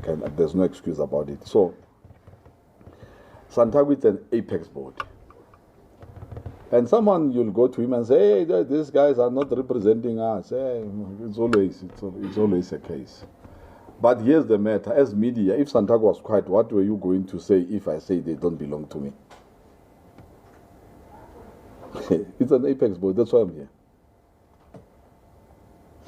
Regardless of either it's top 6, I've got meetings with top 6, but I couldn't even say, let me go and talk to these guys first, but the house is on fire. I address the issue, then we'll consult after. Because the perception might get out of control. Communities are angry with us. So the apex body is representing all taxi formations in South Africa. And the formation of SANTACO, NTA was part of the formation of SANTACO. And we are brothers with NTA. Let's not have another scenario when we get out of this meeting, there's another interview saying, no, NTA said, no, we don't deny, we know NTA. They are part of us, they are my friends. We go to dinner with you. We are going to clubs together with NTA. We are like one big industry. So because government is saying, taxi industry must be united as one, that's exactly what we are doing. It might be difficult somewhere. I mean, it's my first time, so I'm 3 years. Maybe SAB, my sister, you remember that after my elections, how many talks from Sunseed. It took us 2 years. We even went to court for us to get that right. So in other words, I had 2 years left to correct the ills of 20 years. Now, here comes Soweto, and not only Soweto. And I agree, this thing has been happening. Why now? Is because the time is now, and we have to do it now. That's the unfortunate part, that me and Anami getting it, it was never handed over to me like there's a problem in Soweto. But I know, as a Gautenga, that there were challenges in Soweto. Now, because the questions and the concerns from the media side is that, let me talk about who sanctions Amapatrol. Amapatrollers, you see that sign there, the Tokomela. Again, the Tokomela is carrying. Ama squad, the purpose is to Tokomela, not to intimidate. They must make sure ukuthi imoto zethu zihamba kahle. Ama customers wethu are right. If taxis are coming from other provinces, you are lost, you can go to Tokomela and ask for direction. In this instance, our drivers themselves, they can not even go to that side. Because why? PR exercise was left, and people, they don't even know who SANTACO is. Sometimes I got to a meeting and asked our own members, full like you are, and asked, do you know who SANTACO is? Some, they don't have answers. So we started doing workshops. I think we started with provincial leadership, and from provinces we are going to regions to workshop and also bring up that founding document to say, this is where SANTACO comes, this is where we must be. So now, patrollers, yes, government and SANTACO agreed. The Tokomela was a program that was supported by the National Department of Transport. We are working, that's a collaboration. This is our vehicle to work with SAPS, Metro Police and whoever. We are using Tokomela as a vehicle in terms of safety, which we've not achieved as yet in that regard.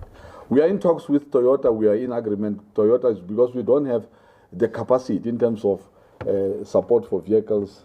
Toyota is going to give us vehicles now to start bringing them, and as much as you see Soweto, you will see a lot of cars coming in as a platform to address things like what is happening in Soweto. So, intimidation and fear, and I've said it, that look, this intimidation, it also points back to us. And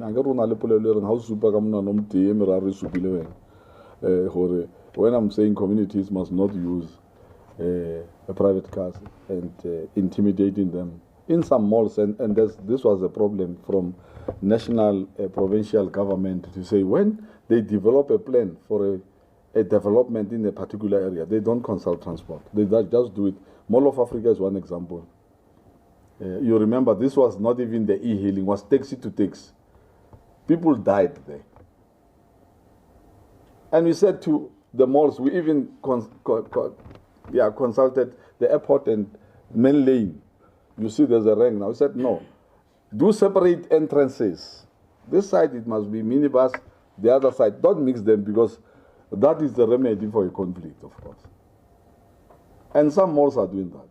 There's an entrance where you go. I've seen in those that are normally connecting in Dubai, or you've visited Dubai Mall, when you want what do you call the Uber.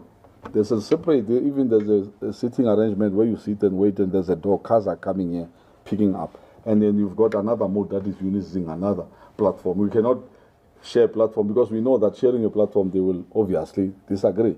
And sometimes when they disagree on a price, and sometimes they will tell you in South Africa, they will say, no, foreign apps. And there was this one that was started by Gauteng called Shesha. And then after the Shesha, and they went to Utembisa, they forced people into Shesha cars. I said, but you can't do this. Market it correctly. Competition is right. Let's do it the right way. So now, to the question of why now, is that the time is now. It cannot go past this generation. Else we must kiss this industry goodbye. I said even to that day, what we are calling to my colleagues NTS, when are we going to be united? When this industry is no more. We cannot always react. We need to be proactive. So this, unfortunately, the matter is we are on the move to correct our ills and making sure that there's clear understanding for our communities. This is what is happening. And sometimes, yes, we are quite, I agree, we don't go out to communities. I'll cite an example, madam, and media partners, that look, in other areas, I'll give an example. I think it's in Soshanguve and bad as it is, and in Oliver Notbosch, when there are funerals, taxis are giving out transport for free to the communities. They're giving out. So even the communities are aware. When there's a funeral, they come and report. The taxis takes out certain number of taxis. How they do it, I don't know. But they do provide free transport for funerals. So we know these things because we are in South Africa. So intimidation, allegation in certain areas of intimidation and bullying and fines that are not accounted for. There's no squad vehicle, I need this one to be recorded here, that is given permission to collect cash or fine or impound. It's not us. If they are doing it on their own. I still remember I took the chairperson of the Eastern Cape to task, a big bus, 65, ferrying churchgoers. They were going Mkitini somewhere there, full, 65, our mom. They came with rifles, they took money, and I was called because some of the church members knows me. I confronted them to say, no, guys, it can't be. I said, chairperson, you have to pay back that money. The chairperson organized and paid that money back to the churchgoers. He said, follow them, go and give it. You go there, connect you. I connected him and say, speak to this guy, and you go and give them the money back. So some are taking chances on extortion. You know, it's brought, and sometimes you touch it, it can even kill you. So we are careful on this, and some of my colleagues are saying some of these faceless people are very dangerous, and it's for law enforcement to assist us to get to that level. We can't go on our own because we can say tomorrow, let's go and avenge in Soweto. They will arrest us early in the morning. That is criminal to do mob justice or to do whatever that you think is a revenge. We can't do that. Only law enforcement can help us achieve that. And only law enforcement can assist us to get rid of these criminals. The challenge, and I need to be frank, like it's my last day. Some of the police, they've got these cars. This frustration is caused because some of the law enforcers are part of the problem. It's an honest fact, like it's my last day. They are part of the problem. So when you talk law enforcement, you are talking about sending someone to solve the problem. That is part of.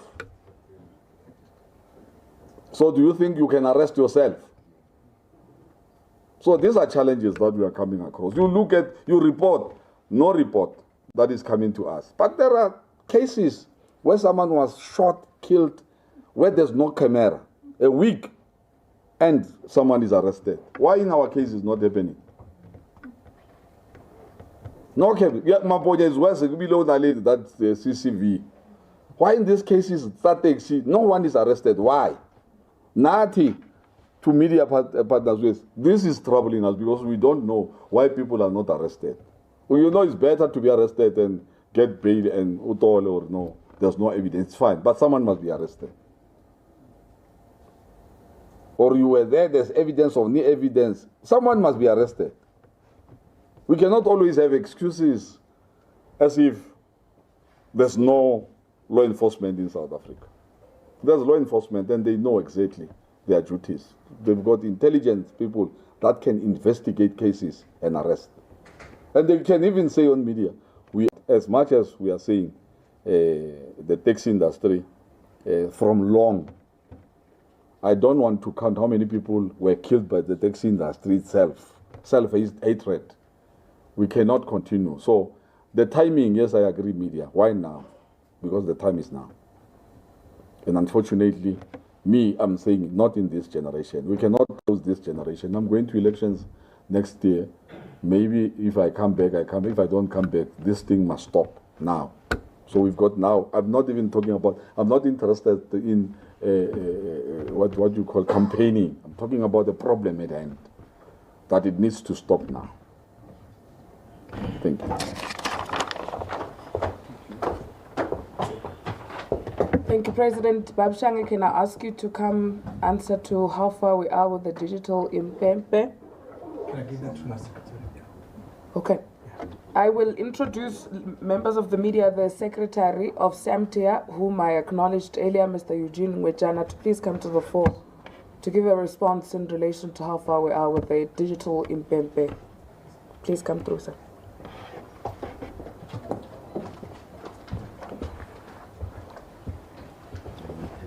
President, national leadership, colleagues, all protocols observed. Mine is to answer a very direct question, not to overshadow what the President and the leadership have accounted for today. In terms of the question regarding the digital impempe, which is essentially a community-led surveillance framework that we are working together with private sector partners, the tourism sector, because we believe that safe mobility is the bedrock of freedom. It allows expression, it allows, cultural creativity to thrive. So as a country, we are saying it's time that we digitize Ubuntu. And Ubuntu means we taking responsibility for one another. From law enforcement, we are saying we want to be the eyes and ears of law enforcement. To the communities, our partners, which are the commuters, as well as the drivers that ferry the communities, we say now is the time for us to provide the digital tools to make sure that Operation Tlhokomela and all other initiatives that look to prioritize the commuter also empower the driver, while also assuring the primary investor, which is the black business owner, which is the operator, our members, that it is essentially possible to create a society which we can all thrive, not just survive. Survival is the language of the jungle. We refuse to believe that South Africa is a jungle.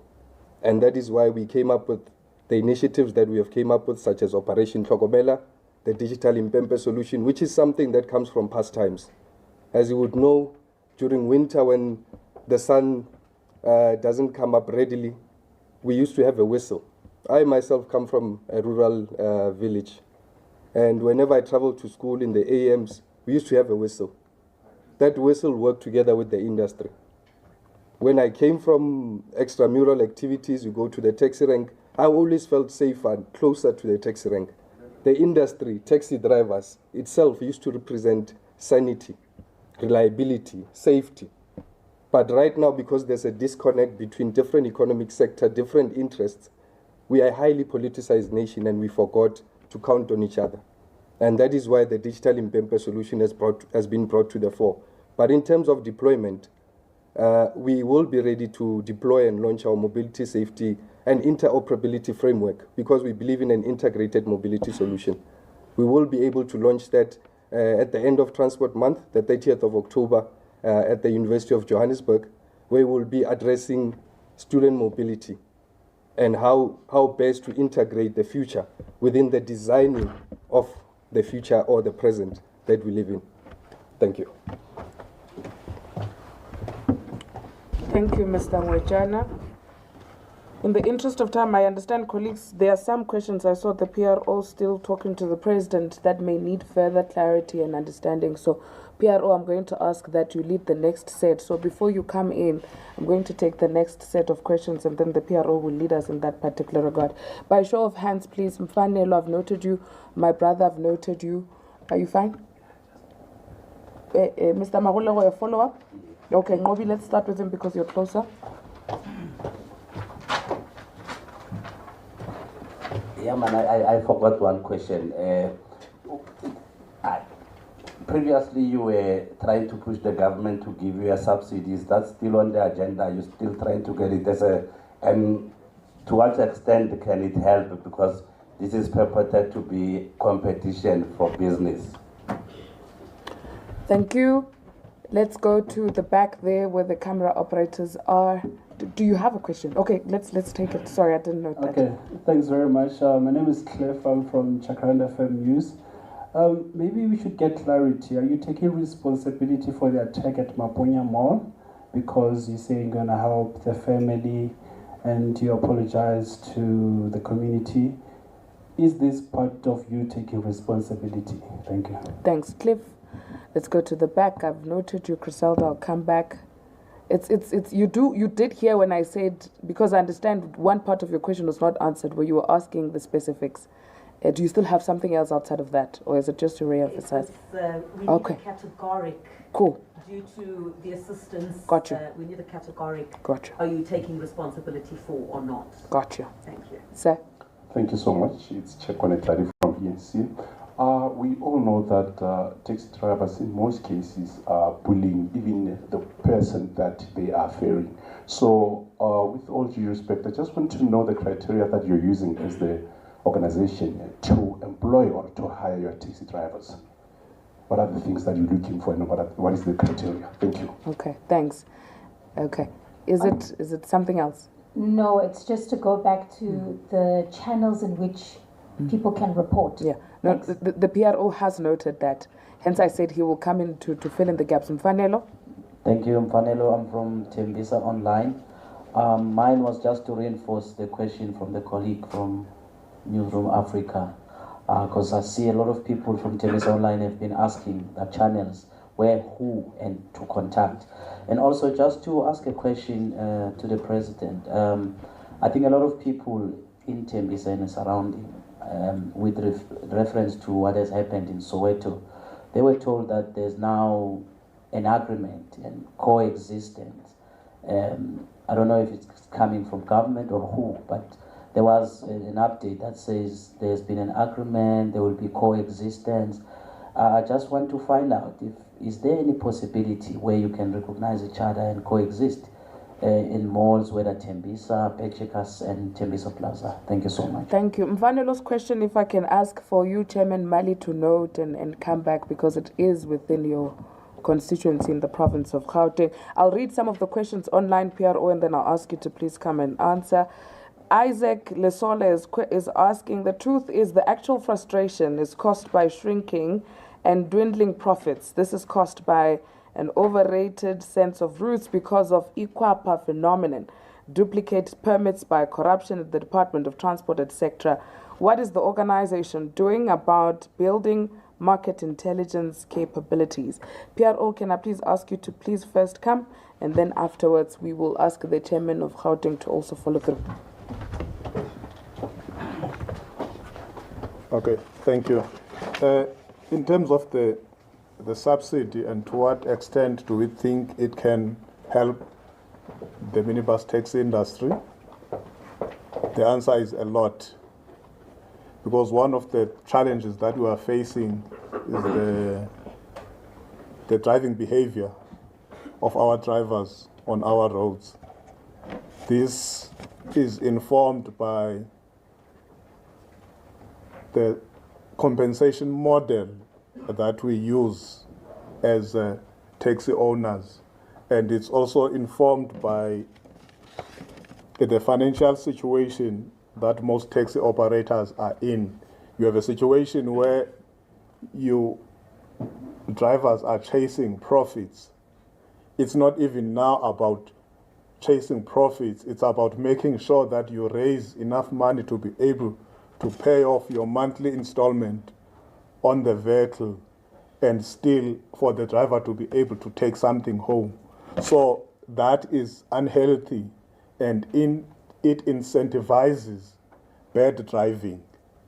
It incentivizes speeding, because if you speed, you are able to make more loads. If you make more loads, then you are able to meet your financial obligations in terms of the money that you are able to bring in. So having a subsidy, then you would immediately eliminate the need for that aggressive competition, where sometimes you find even your own drivers, if you've got more than one vehicle, your very same drivers are competing in an unhealthy manner amongst themselves in terms of who's able to meet the targets, who's able to bring in more money and still be able to make more money. And it gets worse when you compete with modes that are subsidized to billions of rands annually, and we get nothing. So we always feel that as the industry, we are actually subsidizing public transport, because public transport is a government responsibility, and government sets aside billions of rands to subsidize public transport. But where are those billions going if, say, 70% of the public are using unsubsidized modes? So it means that there is a disconnect between the billions that are put out by government to subsidize South Africans and the mode of transport that most South Africans are using, which is the minibus taxi industry, your e-hailing, your metered taxis. So a subsidy would help. It's something that we will continue pushing for. In fact, we are in a process of developing our own proposal to say this is how we think a subsidy regime would look like for the minibus taxi industry. And we want to be able to present that to the Department of Transport, because in the past, what we have heard is that there is commitment from government to subsidize the minibus taxi industry, but they don't know how. And we are saying there are models that we can draw from to say this is what we think subsidization for the minibus taxi industry would look like. And it would indeed go a long way towards solving some of the issues. But to also add, as much as we can say the lack of subsidy is a contributing factor, but also the industry also has to own up, because we have seen instances where associations continue to recruit members even when the business is not growing. So when you have more operators and yet your business has been stagnant, then it means you've got this cake, but now you have to cut your slices thinner because now there's more of you. And we are saying that is also unhealthy. That is something that we have to encourage our operators to say, the primary associations, they can no longer continue just recruiting new taxi operators into the space when our traditional client base is shrinking because of the emergence of new ways of traveling. Mobility is shifting, and the minibus taxi industry is still stuck in the 80s. So we need to adapt. Adapting, it means we cannot continue taking in more people into the space. In terms of bullying and what criteria do we use to employ drivers, unfortunately, the only legal criteria that we use is whether a driver has a driver's license and a professional driving permit, which is not issued by the industry itself. It's issued by the Department of Transport, and it's vetted by SAPS. So once you've got your PRDP, we are confident that the Department of Transport knows that you are fit and proper to drive a vehicle, and SAPS has certified themselves that you do not have a criminal record, because you will not get a PRDP if you have a criminal record. But we've got no way of checking whether this individual has propensity for violent behavior, even if there's no criminal record. Because an absence of a criminal record does not automatically mean that then that person cannot commit crime. What if the person has committed crimes but has never been arrested? And you will only have a criminal record if you have been arrested, charged, and convicted. So you could be accused of having committed a series of crimes. If those cases are still pending within the justice system, you will still get your PRDP. This happened in the Western Cape when one of our drivers, Mr. Jack, we discovered via the media that he was responsible for stabbing a 7-year-old to death together with his girlfriend. We only discovered when we saw it on TV that, hang on, this is actually our driver. And when we followed up and then we discovered that this chap has 4 pending cases, which means this is not someone we should have employed as the minibus taxi industry in the first place.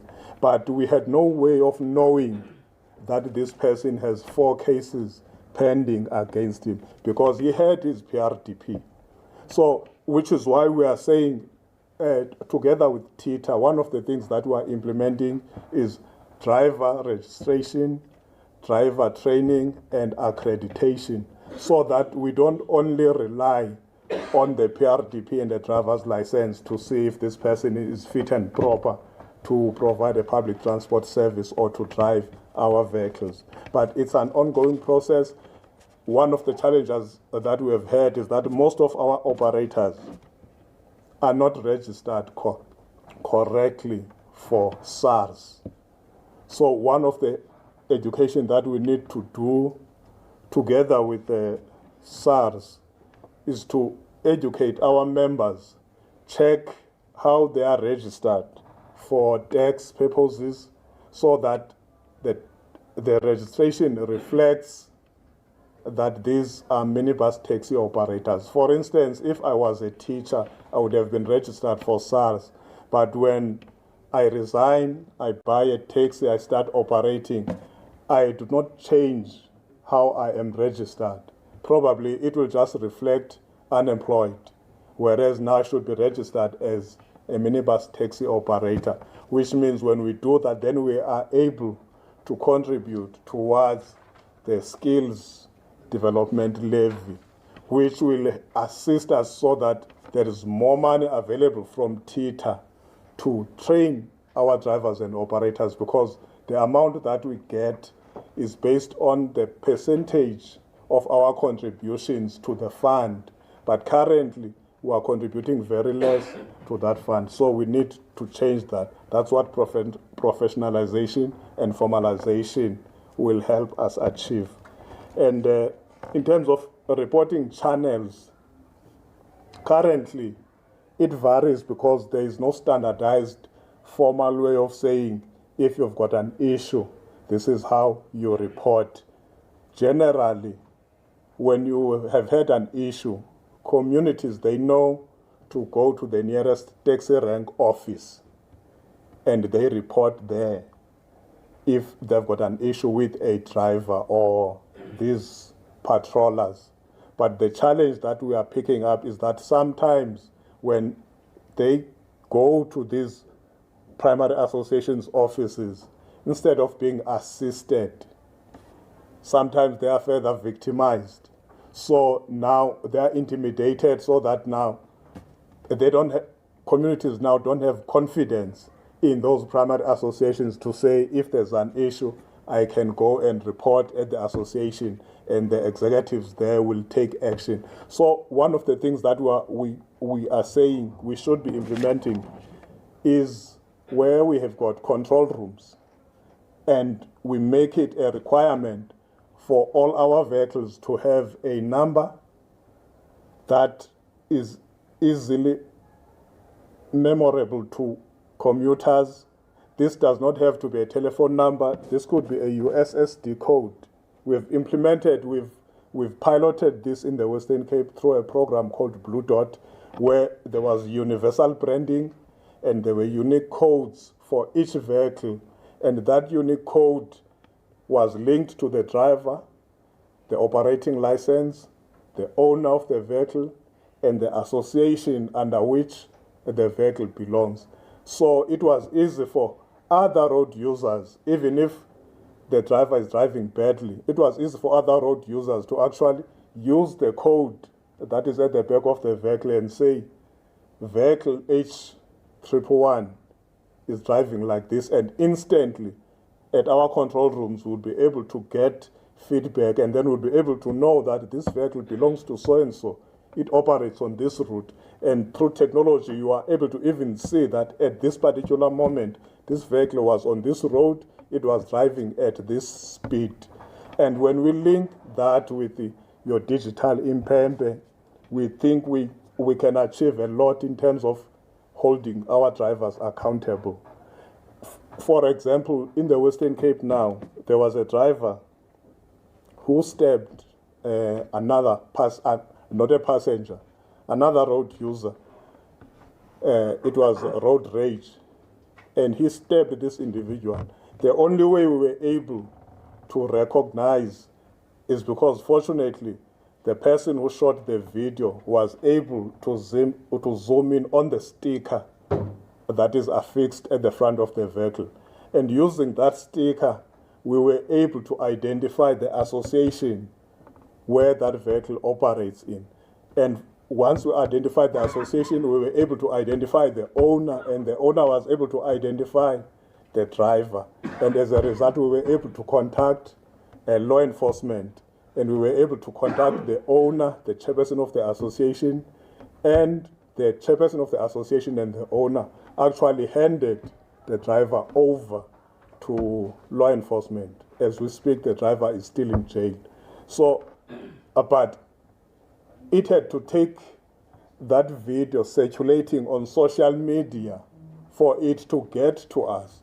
And then when we got to it, the incident was 3 weeks old.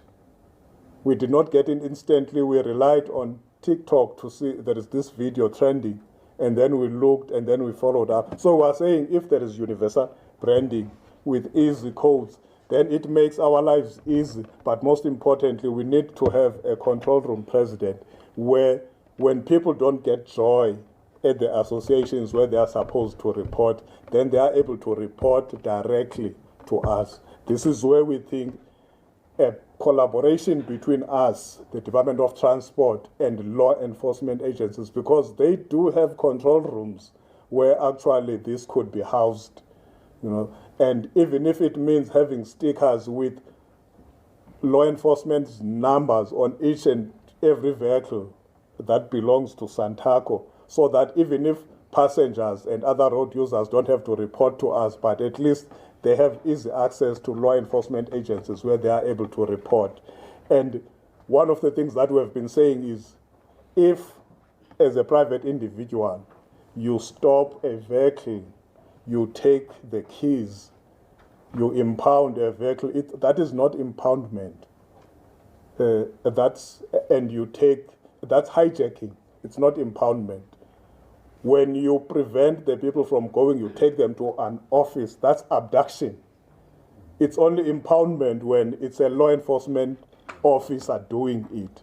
So if it's hijacking and it's abduction, why are law enforcement officers not treating it as such and deal with it as such? Because we believe that would go a long way in terms of dealing with these rogue squad cars that are intimidating people, extorting people on our roads. Coexistence, absolutely. That's why we've got SAMTIA as part of SANTACO. And also, metered taxis and e-hailing are not necessarily competitors with minibus taxi operators. We've got distinct markets that each of these modes serve. So what should be happening is that we should be collaborating. It should be, because these modes are supposed to complement each other, not to compete with each other. Taxi operators don't compete with rail and buses, but they complement. Sometimes they provide a feeder service to rail so that you can finish your first and your last mile using a taxi, because not every train station is accessible to everyone. Taxis remain the most accessible. Again, taxis are not available 24 hours a day.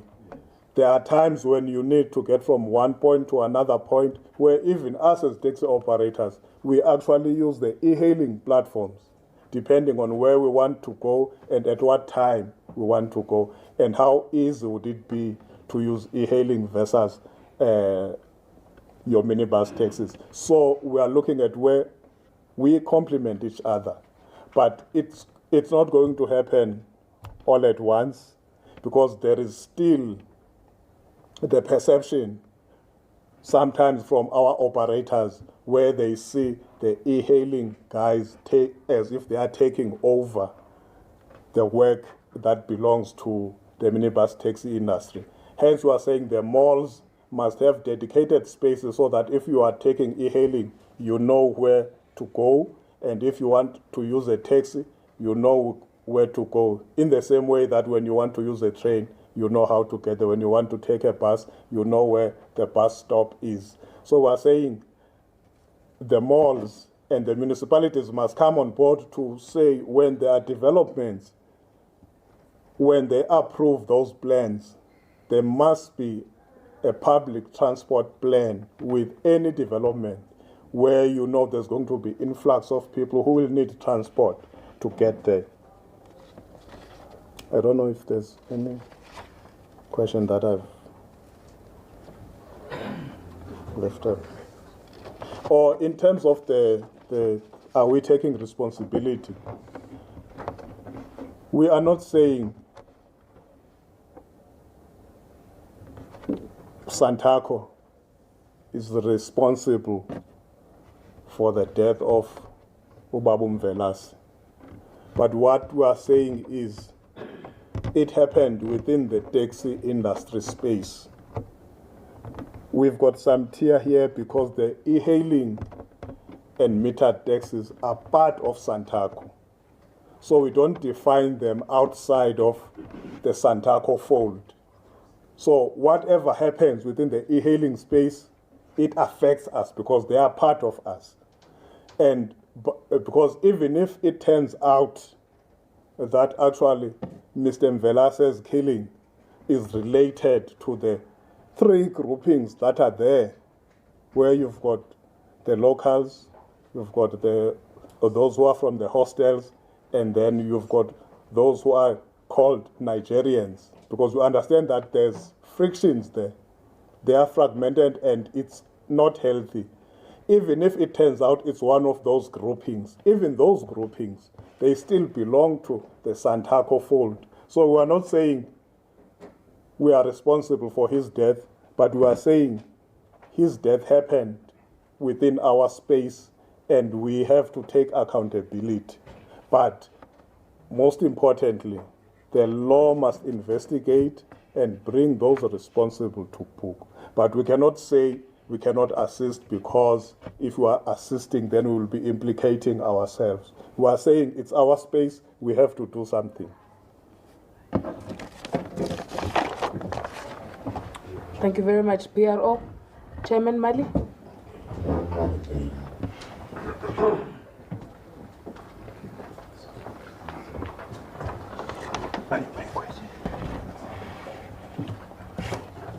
Colleagues, can I just ask Mfanelo if you could just bring back that question again?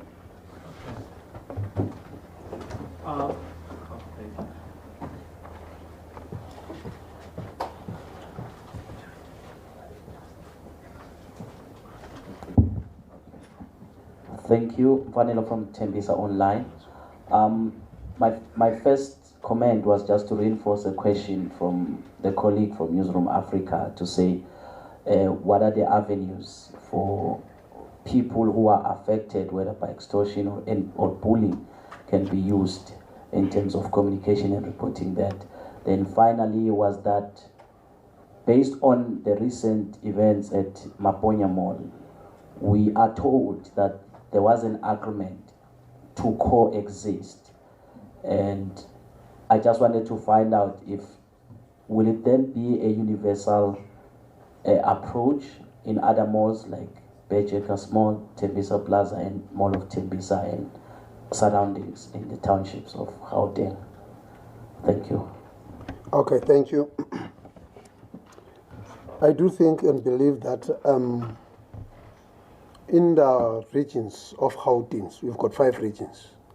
For now, we have contacted our national office for the call center to be revived, so that if people they don't get joy in our regions, our national office call center will be contacted so that it can give the instructions.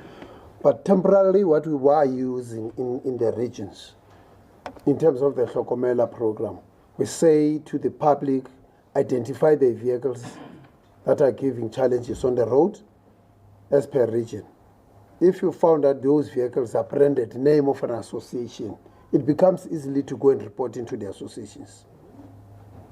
Hence, in the associations, we are having the people who are responsible for the operations. We are having the disciplinary committees. We are having the grievance committees within the associations of the executives. So therefore, with those processes for now, it is helping. People are phoning in even the province, then we get the matter, and then we refer to the region that is relevant. So that it helps for now to resolve. But what the president has said earlier on, there are those who you can't identify, those who are extortionists within our sector, because they are using vehicles that are not branded as the patrollers. And our patrol vehicles, all of them, they've got the names of the associations so that you can identify. So we are also, as an industry, facing the third force within us. But now coming to the agreements, I think it will vary from one region to another, from one association, from one mall to another mall. Because remember, when you get to an agreement, there are a number of issues that should be considered in terms of the operations, from which area to which areas. Remember, those operations are not the same from one region to another, but it depends on the communication that is communicated to the public and to the other modes of transport that in the space. But most importantly, if there are issues raised, even beyond the associations, we've got the regional leaderships in the regions, that we do have the people who are dealing with the operations as well. They can be reported to the region's office so that they can assist as well to resolve the issues that the public is facing. Most importantly, I do believe if we had Mukwanas here in Gauteng, most of these issues, they could have been resolved long time ago. Because we are reporting as the structures that we are facing challenges in our regions, in our province. There are conflicts that are there. One media member said earlier on, they are part of us. Those who are not part of us, they'll create a problem for us. Not to operate freely, that the community has not to have their peace of mind in using their transport from point A to point B, which means even the law enforcement system needs to be looked into, because it creates or it allows the